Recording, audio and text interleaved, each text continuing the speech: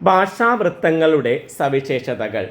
മലയാളം ദ്രാവിഡ ഭാഷയായതിനാൽ അതിലെ സ്വന്തമായ കവിതാരീതി തമിഴിലുള്ളതുപോലെയാണ്.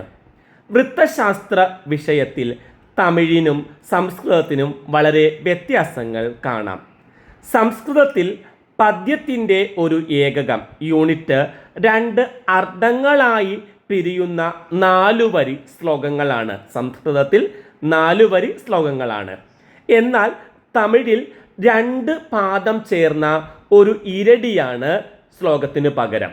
സംസ്കൃതത്തിലാകട്ടെ 4 പാദങ്ങൾ ചേർന്നിട്ടുള്ള ശ്ലോകങ്ങളാണ്.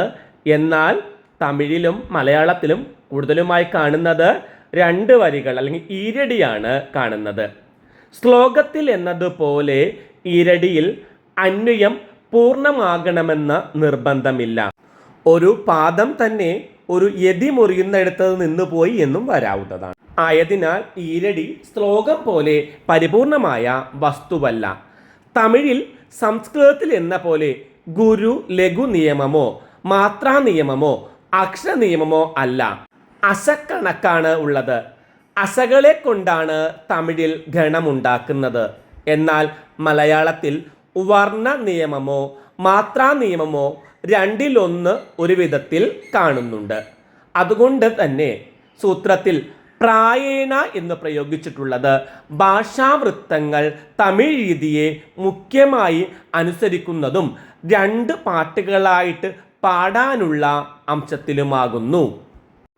ഭാഷാവൃത്തങ്ങൾക്ക് ഇത്ര അടി ഒരു ശീലെന്ന് ക്ലിപ്തമില്ല.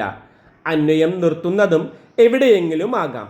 ഈ ശീലുകൾ ധാരമുറിയാതെ ഒഴുകുന്നു.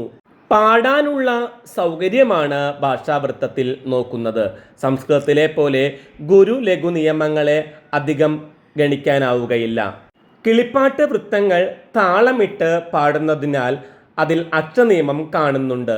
തുള്ളൽ പാട്ടുകളിലും മറ്റും അതുപോലെ മാത്രാ നിയമമാണ് കാണുന്നത്. ലഘുവിനെ പാടുമ്പോൾ നീട്ടി ഗുരുവാക്കാം. എന്നാൽ ദീർഘത്തെ പാടി കുറുക്കാമെങ്കിലും അത് സർവ്വസാധാരണമായി കാണുന്നില്ല. ഭാഷാവൃത്തങ്ങളെല്ലാം ഗാനാത്മകങ്ങളാണ്. അവ മിക്കതും മാത്രാ പ്രധാനമായ വൃത്തങ്ങളാണ്. സംസ്കൃത വൃത്തങ്ങൾ ഏറിയ കൂറും ഗണവൃത്തങ്ങളും ബാക്കിയുള്ളവ മാത്രാ വൃത്തങ്ങളുമാണ്. സംസ്കൃതത്തിൽ 8 ഗണങ്ങളും ഓരോ ഗണത്തിനും 3 അക്ഷരവുമാണ് ഉള്ളത്. ഓരോ ഗണത്തിനും പേരുണ്ട്.